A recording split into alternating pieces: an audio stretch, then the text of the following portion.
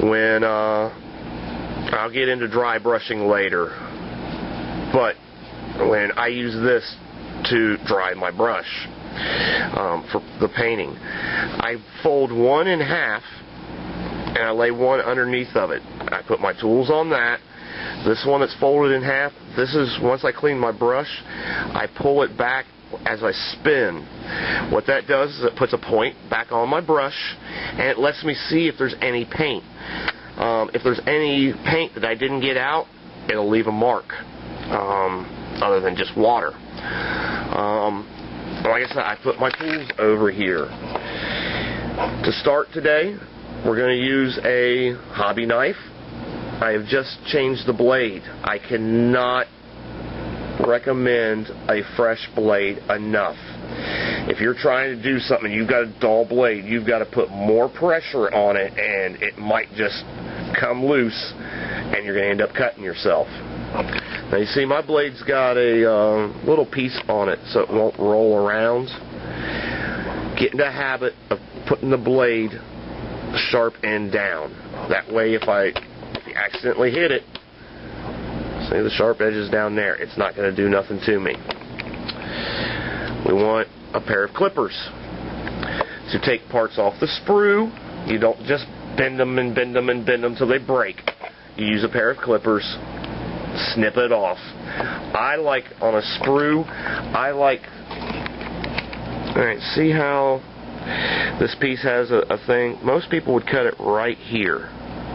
Not me. I'm going to cut it back here, or cut here and here, here and here, and take this whole piece out. Then I can hold it in my hand and I can get a better angle at it than if I'm trying to cut off this big piece. You don't have to do that, just a little suggestion. Now, I've got my needle files out. I've got a few different shapes. You're going to want round ones for curved areas, flat ones for flat areas, the right tool for the right job. I also have, I'm not sure what this is called other than a sanding block. This one's spring loaded, and the spring allows you to push it down and take the sandpaper off or move it. You know, if I use this section right here a lot, eventually the sandpaper is going to wear out, so I can move that, get clean new sandpaper up here. Comes in handy. Now, I don't know what it's called other than a sanding block, but it's got a round area, a flat area, an angled area. I can get into a lot of places with that. Have your tools within handy reach. There's nothing worse than having everything cluttered and you're picking through stuff. When you're done with the tool, set it down. Get it out of the way. You know, leave this area clean as your workspace. Tools here within arm's reach. I know it sounds like going over the edge a little bit, but trust me, it's better than trying to do something and hitting and knocking tools around or whatever. Okay? Now, after you've done a little bit of research, you figure out what you're going to do with your miniature, how you're going to go about doing it, then and only then dig it out, take a look, see what you've got to work with. Now, these are multiple piece molds, usually a 2-piece mold at least. It's going to have a line where the 2 pieces of the mold came together. We're going to want to get rid of that. It also will have pieces like this. See this little piece right here? That's part of the mold. That's where they pour the stuff down in, and they leave it. You have to take that off, of course, and then you're going to have to file it. There's also little pieces that will come out. Some people call them flash. I've heard different various names. I'm not sure what the exact appropriate name is. But there's little leftovers, little parts. I don't know if they're air vents to make sure that the metal or the plastic goes all the way down in.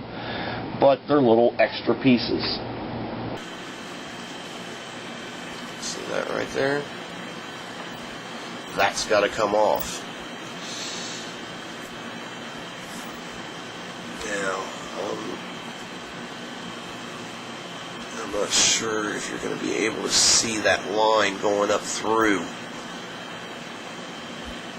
Let's see if I can find a better example.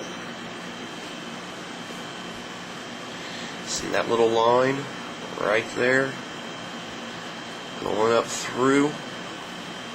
It's kind of hard to see it right now, but once you get paint on it, it's going to scream out. You're going to be able to see it from across the room. Here's another example. Right along this edge is a line. It's where the two pieces of the mold came together. Sometimes the guys try their best to put them in spaces that are hidden. They can't always do that, though. There's gonna be times where it's not going to be able to be hidden.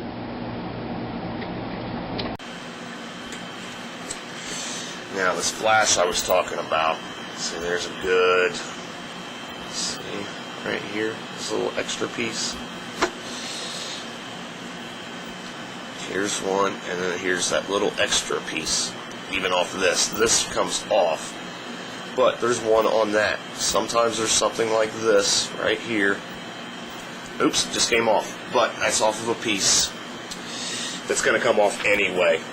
Don't just break that off. Take your clippers and trim it off. Be as precise as you can. Now, if you can't get to it real good, no matter which way you turn it,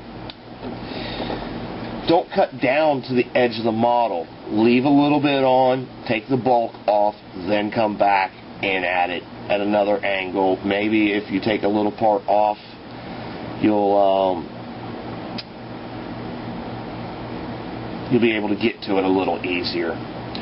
Now, those things can be all over the model. They can be very, very small. One way of finding out if they're there is just run your finger across the model. If you feel a little sharp piece, take it off, because it's going to show on the finished model. It might not show real well now, but it will. Once it gets some paint on it, you're definitely going to be able to see it. A lot of times when you prime your model, it will show things that you didn't see when it was in plain metal.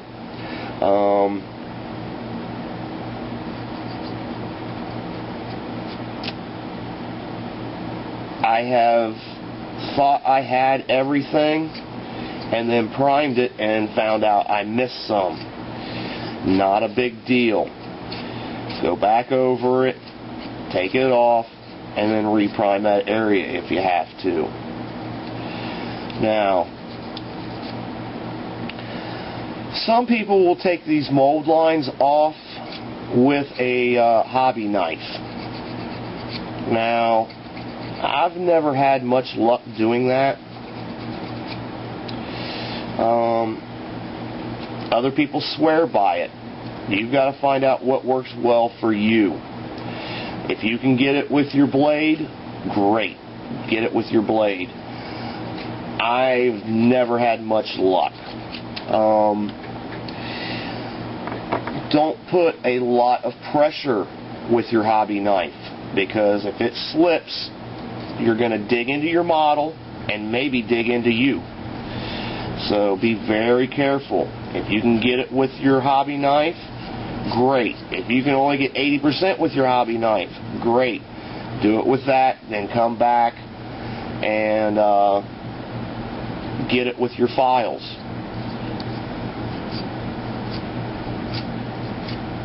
Now, just like anything else, there's multiple ways of doing things. Just because